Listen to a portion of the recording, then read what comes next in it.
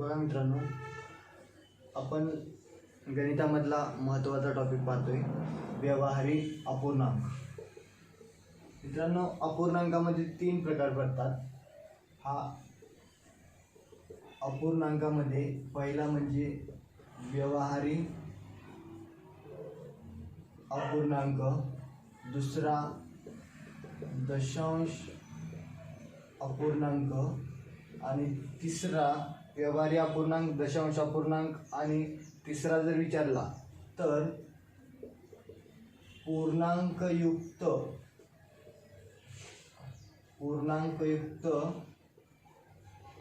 अपूर्णांक. हे झाले हे 3 महत्त्वाचे. आपण हे थोडंसं बाजूला राहा, हे तुम्हाला माहितीच तो सांगितलं. फक्त आपल्याला आपल्या मूळ मुद्द्यावर या की व्यवहारी अपूर्णांक हा टॉपिक. आता व्यवहारी अपूर्णांक म्हटलं तर अपूर्णांक म्हणजेच काय की जी संख्या आपण म्हणजे पूर्ण याच्यामध्ये लिहू शकत नाहीत. म्हणजे थोडक्यात काय 3/4 ही पूर्ण संख्येमध्ये लिहिणार आहेत का आपण. याचं जर रूपांतर केलं तर आपण एवढं लिहू शकतो 3/4 म्हणजे 0.75 हे लिहू शकतो. पण पॉईंट आलाच म्हणजेच आपलं उत्तर काय आलं दशांश अपूर्णांकामध्ये. दशांश अपूर्णांक हा झाला व्यवहारी अपूर्णांक. व्यवहारी अपूर्णांक आणि दशांश अपूर्णांक आणि किंवा पूर्णांकयुक्त अपूर्णांक. आता याच्यामध्ये पूर्णांकयुक्त अपूर्णांकामध्ये बसत नाही. पूर्णांकयुक्त पूर्णांकयुक्त अपूर्णांक म्हणजेच काय 2, 3/4 असं जर घेतलं किंवा असं धरा 1, 2/3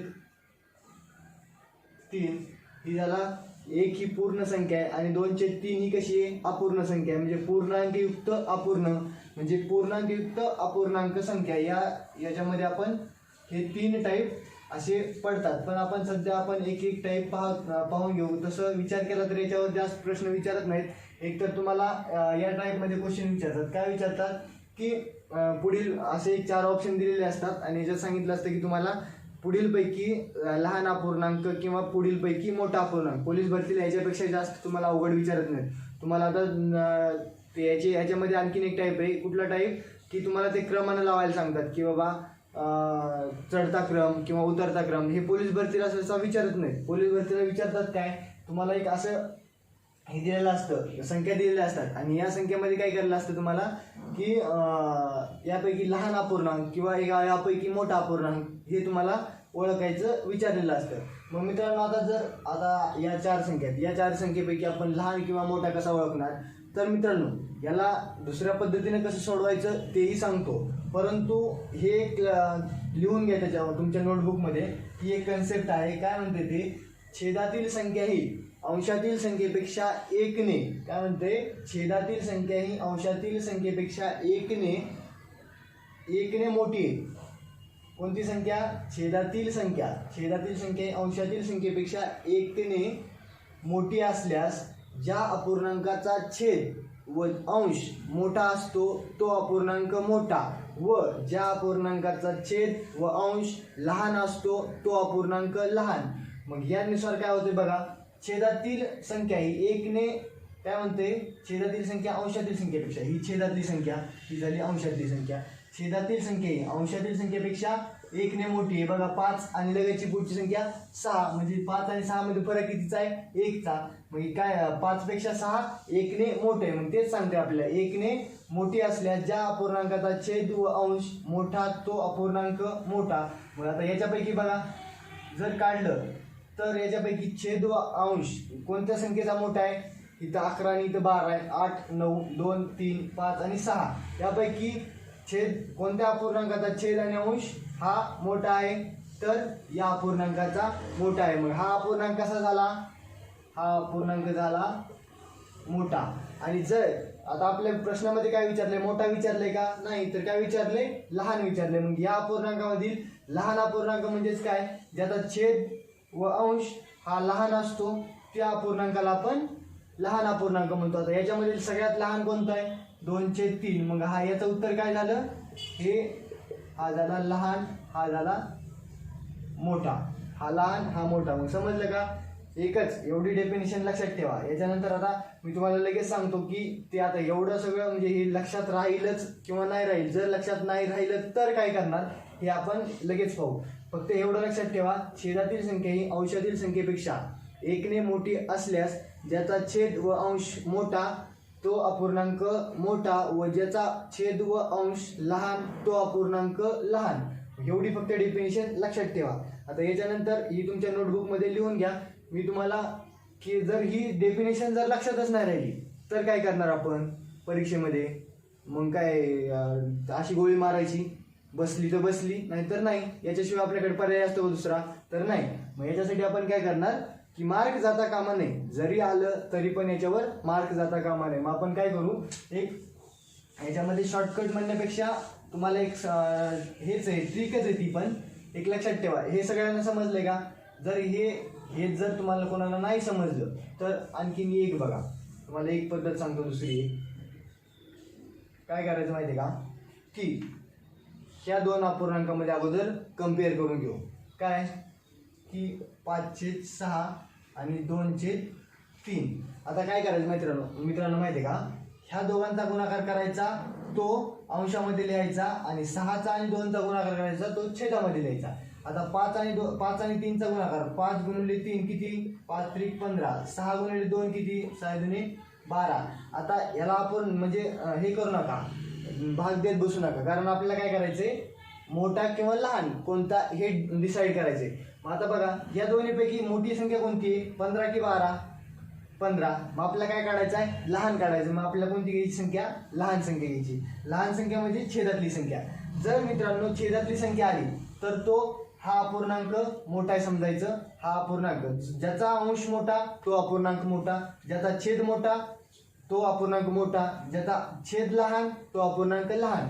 आता याच्यापैकी लहान संख्या कोणती आहे, 12. मग 12 ही संख्या लहान आहे तर हा अपूर्णांक लहान, याच्यापेक्षा हा लहान असणार आहे. मग आता हा लहान आहे मग याला कम्पेअर करा कोणासोबत, पुढच्या सोबत. 2/3 आणि 8/9.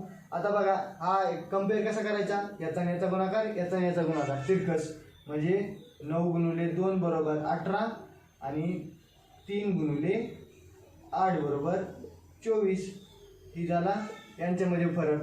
मग बघा या दोन्हीपैकी आता मोठा अपूर्णांक कोणता आहे, सॉरी मोठी संख्या कोणती आहे, खालची. लहान संख्या कोणती आहे, वरची. वरची संख्या म्हणजेच कोणती, पहिली संख्या. म्हणजे ही आहे आपण तशीच ठेवायची. खालची आपल्याला मोठी संख्या काढायची का नाही, लहान काढायची. मग जो अंश लहान ती संख्या लहान किंवा तो अपूर्णांक लहान.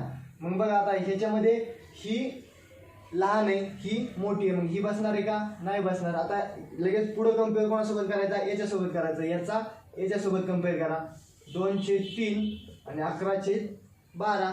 आता ज्यावेळेस असं कम्पेअर केलं त्यावेळेस बघा आता 12 × 3 सॉरी 12 × 2 यांचा 12चा आणि 2चा गुणाकार तिरकस आणि 11चा आणि 3चा गुणाकार. 11×3 = 33 आणि 12×2 = 24. आता याच्यापैकी लहान संख्या कोणती आहे, लहान संख्या वरची म्हणजे किती, 24. आणि मोठी कोणती आहे, 33. आपल्याला कोणता अपूर्णांक काढायचा आहे, लहान अपूर्णांक. लहान अपूर्णांकासाठी आपण कोणती संख्या घेतली मानली होती, पाया की ही संख्या.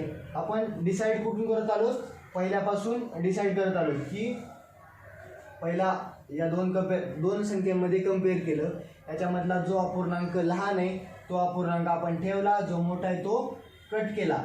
नंतर दुसऱ्या याच्यामध्ये या दोन्हीमध्ये कम्पेअर केलं, जो लहान आहे तो ठेवला, मोठा आहे तो कम्पेअर केला.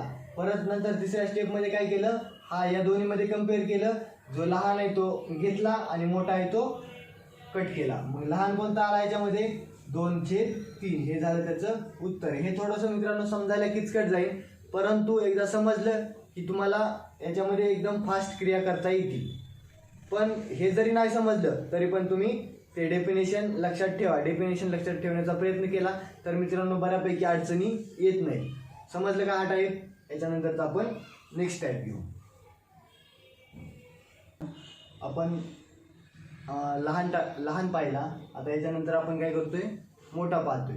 आता एक प्रश्न काय दिला आहे, पुढील पैकी मोठा अपूर्णांक कोणता. म्हणजे 4 पर्याय दिले तुम्हाला, त्यापैकी 4 पर्याय पैकी एक पर्याय निवडायचा जो की या सगळ्यांपेक्षा मोठा असणार आहे.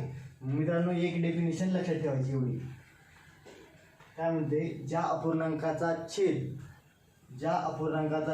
अंशापेक्षा 1ने लहान असतो ज्या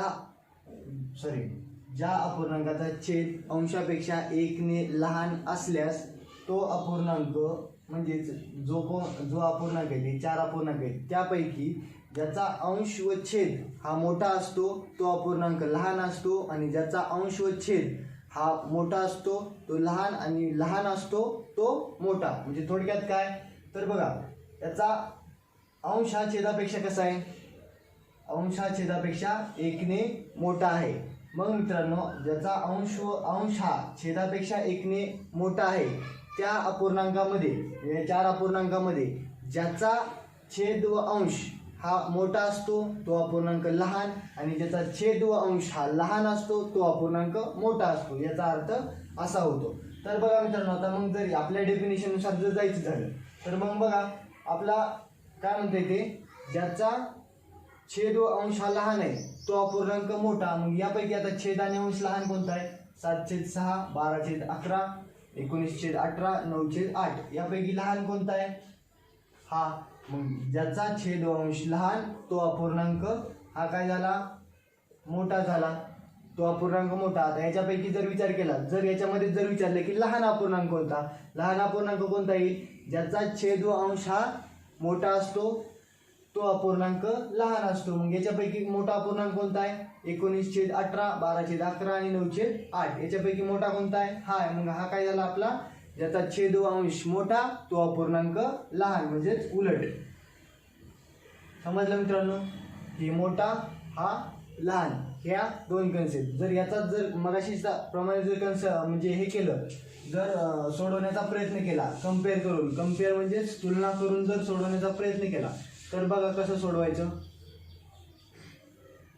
सेम मगाशी सारखंच करायचं. काय करायचं आपण, हा या 2 अपूर्णांकामध्ये आपण अगोदर कम्पेअर करून घेऊ. 7/6 आणि 12/11. मग तिरकस गुणाकार करायचा. ज्याचा छेद मोठा तो सगळ्यात मोठा, ज्याचा छेद लहान तो लहान. म्हणजे इथं सांगतोय कम्पेअर करताना, ज्यावेळेस आपण डेफिनेशननुसार जातो त्यावेळेस तर आपण डेफिनेशननुसार जाणार, पण कम्पेअर करून म्हणजे तुलना करून ज्यावेळेस आपण गणित सोडवतो त्यावेळेस कसं सोडवायचं बघा. आता ज्याचा 11/77, 12/72. आता याच्यापैकी मोठा अपूर्णांक म्हणजे मोठा कोणता आहे, छेद मोठा आहे का अंश मोठा आहे. जर अंश मोठा आहे तर ही आहे अशी संख्या ठेवायची, पहिली संख्या, दुसरी संख्या कट करायची. याच्यानंतर पहिली संख्या आणि तिसरी संख्येमध्ये कम्पेअर करायचं, 7/6 आणि 19/18. आता याच्यामध्ये तिरकस गुणाकार करायचा, 7x18 आणि 19x6. म्हणजे याचा गुणाकार जर केला तर 18×5 = 90, 18×5 = 18, 18×7 = 26, हे झालं 126, आणि 19×5 = 95, 19×1 = 14 म्हणजेच 114. तर याच्यापैकी मोठा कोणता आहे, पहिला. या अपूर्णांकापैकी मोठा कोणता आहे, पहिला. म्हणजे हा आहे असा राहणार, दुसरा कट होणार. मग याच्यानंतर राहिला कोणता, पहिला आणि चौथा ऑप्शन, 7/6 आणि 9/8. 8×9 गुणाकार करून घ्या, 7x8 आणि 6x9, 8×7 = 56, 9×1 = 54. आता याच्यापैकी या दोन्हीपैकी मोठा कोणता आहे, पहिला. आणि लहान कोणता आहे, हा. म्हणजे लहान आपल्या काढायचा नाही, मोठा काढायचा, म्हणजे तो पण केला. राहिला कोणता, पहिला. म्हणजे याचं उत्तर काय असणार आहे, 7/6. हा कसा आहे, मोठा. पण मित्रांनो, आता जी तुम्हाला मी डेफिनेशन सांगितली ती डेफिनेशन प्रत्येकच वेळी असं संख्या देतील किंवा बसतील किंवा त्या डेफिनेशनमध्येच बसतील असं नाही. ज्यावेळेस तुम्हाला याच्यातला छेद प्रत्येक ह्याच्यामधला सेम नसतो किंवा फरक सेम नसतो त्यावेळेस आपल्याला मित्रांनो या पद्धतीनं सगळी क्वेश्चन सोडवावे लागतात. कारण डेफिनेशन बसतच नाही त्यावेळेस आपला पर्याय नसतो. मग पर्याय नसतो त्यावेळेस काय करणार आपण, या पद्धतीनं डिसाईड करणार. समजलं मित्रांनो. या टाईपमध्ये यानुसार या पुस्तकामधली सगळी गणितं सोडवा. आणखीन एक याच्यामध्ये एक महत्त्वाचा टाईप आहे तो एक आपण घेऊ. बघा मित्रांनो, पोलीस भरतीच्या दृष्टिकोनातून दोन टाईप एक अतिशय महत्त्वाचे आहेत. कारण आतापर्यंत तसं याच्यावर प्रश्न विचारलेला नाही. जरी चुकून आला असेल कुठंतरी एखादा क्वचित आलेला असेल, पण शक्यतो जास्त आलेले नाहीत. परंतु जरी आपल्याकडे तेवढं म्हणजे मटेरियल पाहिजे, आपण तेवढं नॉलेज परिपूर्ण पाहिजे. परीक्षेमध्ये उतरत असताना तुम्हाला जसं सांगितलं तसं वाघाची सशाची शिकार करायला जायचं आहे आणि सशाच्या शिकारीचं साहित्य सगळं आपण घेऊन गेलो, तर आपल्याला जर वाघ जर आला आणि वाघाने जर आपली शिकार केली तर काय होणार आहे? आपली शिकार वाघ करणार आहे जर वाघ आला तर. त्याच्यामुळे काय करायचं, सगळा साज सरंजाम आपल्या सोबत असायला पाहिजे. वाघ जरी आला किंवा ससा जरी आला तरी सगळ्याचा धुवा उडवायसाठी आपण तयार राहायचं. मग बघा मित्रांनो, आपल्याला काय सांगितलं की 4/5 च्या 2/7 मध्ये कोणती संख्या मिळवावी, म्हणजे उत्तर 3/7 येईल. मग घ्या आपण आता इथं लक्षात ठेवा, जिथं जिथं चा, ची, चे, च्या हे शब्द वापरले जातात त्यावेळेस त्या क्रियेमध्ये त्यांच्यामध्ये कोणती क्रिया करायची? गुणाकार ही क्रिया करायची. मग बघा 4/5 गुणिले 2/7 प्लस 15 बरोबर उत्तर किती येणार आहे? आपलं म्हणता येते 3/7 हे उत्तर येणार आहे. मग आपल्याला काय करायचे, कोणती संख्या मिळवावी, म्हणजे सॉरी इथं 15 नाही ना, 4/5 च्या 2/7 मध्ये कोणती संख्या, म्हणजे ती संख्या कोणती आहे? संख्या कोणती माहिती आहे का? नाही. मग एक्स मानायची आपण ती संख्या काय मानायची? आपण एक्स मानायची. मग तिथं एक्स लिहून घ्या. मग आता एक्सची किंमत काढायची आपल्याला, ती संख्या काढायची. मग आता यांच्यामध्ये गुणाकार करून घ्या. काय येणार यांचा? आपण इथं पुढे लिहितो बघा, वरच्यांचा गुणाकार आणि खालच्यांचा गुणाकार. 4 दुने 8 आणि इथं किती येणार आहे? 7/5 35 प्लसला प्लस आहे असं. इथं काय चिन्ह ही काय आपण संख्या कोणती माहीत नाही, काय मानली आपण? एक्स मानली आहे. ते एक्सला आहे असं ठेवलं. बरोबर चिन्हाच्या बरोबर 3/7 आहे असं घेतलं. मग आता आपण काय करणार आहे? एक्सची किंमत काढायची. मग हे अगोदर काय आहे? इथं बेरीज आहे. बरोबर चिन्हाच्या पुढे गेले काय होणार आहे? वजाबाकी होणार आहे. मग बघा एक्सला इथंच ठेवा. बरोबर 3/7 वजा 8/35 ही संख्या कळली. कसं काढलं ते?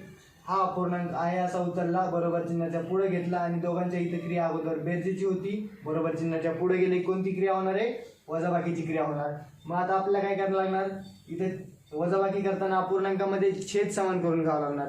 ज्यावेळेस बेरीज किंवा वजाबाकी असते आणि छेद सारखा नसतो त्यावेळेस आपल्याला छेद सारखा करून घ्यावा लागतो. आता छेद सारखा करण्यासाठी यापैकी कोणता अवयव मोठा आहे त्या अवयवाला आपण त्या लहान अवयवाला त्या अवयवामध्ये कन्वर्ट करायचं, म्हणजेच रूपांतर करायचं. आता इथं 35 आहे. इथं 35 येण्यासाठी कितीने गुणावं लागेल? 5ने गुणावं लागेल. ज्यावेळेस 5ने गुणू त्यावेळेस आपल्याला काय मिळणार आहे? 35 मिळणार आहे. मग खाली 5ने गुणलं पण वरी पण कितीने गुणायचं? 5ने गुणायचं. आता बघा मी हे पुढे लिहितो. यांचा गुणाकार 5×3 15 वजा 8. आता बघा इथे किती आहे? 35 आणि इथे किती आहे? 35. ज्यावेळेस मित्रांनो अपूर्णांकामध्ये बेरजेची किंवा वजाबाकीची क्रिया होते आणि छेद हा सारखाच असतो त्यावेळेस छेद काय करायचा? एकदाच घ्यायचा. म्हणजे हा डबल 35 आहे ते कितीदा घ्यायचा? एकदाच घ्यायचा. मग छेदामध्ये किती घ्यायचं? 35 बरोबर. आता 8 आणि 15 यांची वजाबाकी किती होणार आहे? 7/35 ला 35 आहे अशी. यांची वजाबाकी 7 आणि छेद हा आहे असा. मग आता 35 आणि 7 याला भाग जातो का? बघा 7 आणि 35 हा हे कशाच्या पाड्यात आहे? 7च्या पाड्यात आहे. मग भाग द्या. 7×1 7 7/5 35 म्हणजे उत्तर किती आलं? 1/5. मग ती संख्या कोणती येणार आहे मित्रांनो? जी आपल्याला मिळवायची संख्या आहे. कोणती संख्या मिळवावी जे विचारलं होतं ती कोणती संख्या मिळवायची आपल्याला? 1/5 जर मिळवली तर उत्तर किती मिळणार आहे? 3/7 हे उत्तर मिळणार आहे. मित्रांनो जास्त काय अवघड नाही, फक्त एकदा समजून घ्या आणि यानुसार सोडवा. जरी काय अडलं तरी पण विचारत चला, सांगत राहा. याच्यानंतर बघा हे ह्या पद्धतीने सोडवावं लागतं. याला तुम्हाला जसं सांगितलं तसं पूर्ण व्यवस्थित लिहून घ्या. अगोदर आपण काय केलं माहिती आहे का? चा, ची, चे हे शब्द लक्षात ठेवा. जिथं चा, ची, चे, चा हे शब्द येतात तिथं गुणाकाराची क्रिया असते. मग इथं दोन संख्येमध्ये आपण पहिल्यांदा गुणाकार करून घेतला, त्याच्यामध्ये मिळवायची म्हणजे अधिक केलं. कोणती संख्या माहीत नाही मग ती संख्या काय मानली? एक्स मानली. बरोबर चिन्ह टाकलं कारण या बरोबर चिन्हाच्या पुढे काय त्याने दिले? या संख्ये सगळ्या समीकरणाचं उत्तर किती येणार आहे? 3/7 हे उत्तर येणार आहे. मग आपण काय केलं? यांचा गुणाकार करून घेतला, अधिकला अधिक आहे असं घेतलं आणि एक्स इथं जे जशाच तसं ठेवलं. याच्यानंतर बरोबर चिन्हाच्या पुढं 3/7 आहे असं ठेवलं. मग पुढं काय केलं आपण? छेद समान केला. काय छेद समान का केला? त्यावेळेस बेरजेची किंवा वजाबाकीची अपूर्णांकामध्ये क्रिया असते त्यावेळेस आपल्याला छेद हा सारखा लागतो. म्हणून आपण छेद सारखा करून घेतला. मग छेद सारखा करून किती आलं उत्तर 7/35 आलं. मग 35ला 7ने भाग जातो म्हणून त्याला आणखीन भाग दिला. किती झालं उत्तर 1/5. मग जर इथं 1/5 टाकलं तर उत्तर किती मिळणार आहे 3/7 हे उत्तर मिळणार आहे. हे लक्षात ठेवा. आता याच्यानंतर बघा खाली एक गणित आहे. काय म्हणते एका संख्येच्या 3/5च्या 2/5 मध्ये 15 मिळवल्यास तीच संख्या मिळते तर ती संख्या कोणती. मग ती संख्या आपल्याला म्हणजे ती संख्या माहिती आहे का आपल्याला नाही माहिती. मग त्या संख्येला आपण काय मानू x मानू. ती संख्या x मानू. मग बघा चे म्हणजे गुणाकार तुम्हाला आता सांगितलं तसं लिहा जशाच तसं समीकरण 3/5 गुणिले 2/3 मध्ये 15 मिसळल्यास तीच संख्या मिळते. म्हणजे तीच संख्या कोणती x संख्या. इथं किती येणार आहे एका संख्येच्या म्हणजे x च्या. हे लक्षात ठेवा. आपल्याला काय सांगितलं गणित पहिल्यापासून समजून घ्या. एका संख्येच्या 3/5च्या 2/3 मध्ये 15 मिळवल्यास तीच संख्या मिळते तर ती संख्या कोणती. ती संख्या माहित नाही म्हणून आपण पहिल्यांदा x मानलं. त्या संख्येच्या 3/5च्या 2/5 मध्ये 15 मिळवल्यास तीच संख्या मिळते. तीच संख्या म्हणजे मानलेली संख्या. मानलेली कोणती संख्या x. तीच संख्या मिळते म्हणून x घेतला.